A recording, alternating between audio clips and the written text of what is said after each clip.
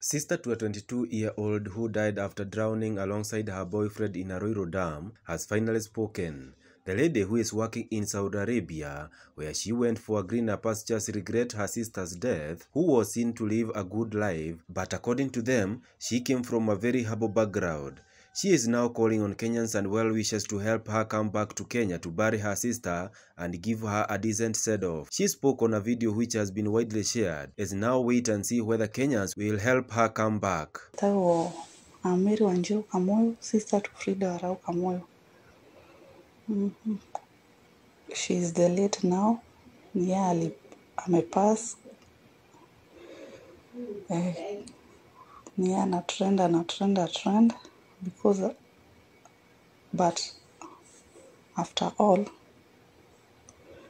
she is my sister. I'm in Saudi Arabia, Jeddah. Niko na request any help yenye inaweza fanya aki nikuje nyumbani kumzika. Mtu anaweza tu nisaidia, akiwaheshimu nisaidie niweze kufika nyumbani nimzike.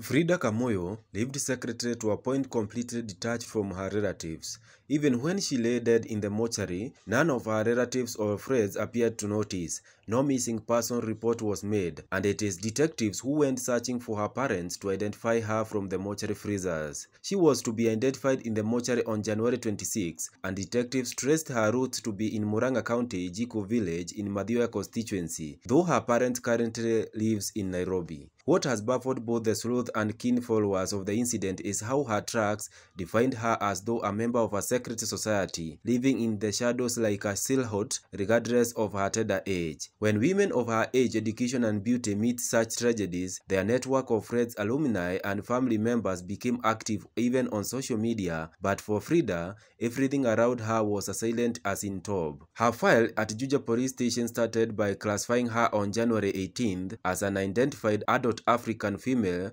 recovered from a water body in a drowning accident. After her body was retrieved from the dam, the scene of crime detectives had taken her fingerprints, which were to later be scanned on the Bureau of Registration database after it was noted there was a delay in getting any of her kin to positively identify her. The relatives showed up at the city mortuary in the capital city on Thursday and positively identified her, affording the detectives the leeway to attribute an identity to the body and proceed to have an autopsy conducted which showed she died of drowning. She also had bruises on her left wrist. Police now say she is the second born in a family of 4, holds a diploma in hospitality from a Kiambu County Tertiary College, and she had graduated in November last year. Her assembled investigative file further indicates that while schooling in Thika, she had grown detached from her close relatives. The file indicates that she ran a money transfer agency in Thika town, and also did socialite gigs in the town, and the process hooked up with a male friend with whom she died with. The deceased male had housed her in a rental house in Makongeni East, situated on the outskirts of Thika town, and is reported to have been seeing each other for the past 4 months. One of her close male friends from Makongeni,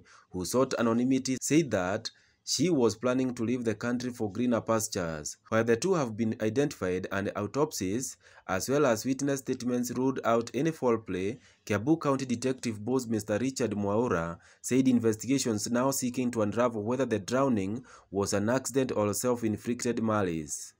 Mechanical analysis of the vehicle, state of the bodies as recovered, analysis of autopsies, toxicology reports, to ascertain chemical concentrations and sound deduction from the correlated deduction will give us a file closure or escalation position, he said. As this is happening, the deceased boyfriend, who was a family man, had wife and children, received a very funny and low-profile burial ceremony on Friday last week at his parents' home in Mukurweini, Nyeri County. As an engineer, this was not what a burial ceremony of such a person should be. He had a 4-page document burial program, but after you open the first page, you are shocked to see only 3 short paragraphs to eulogize him.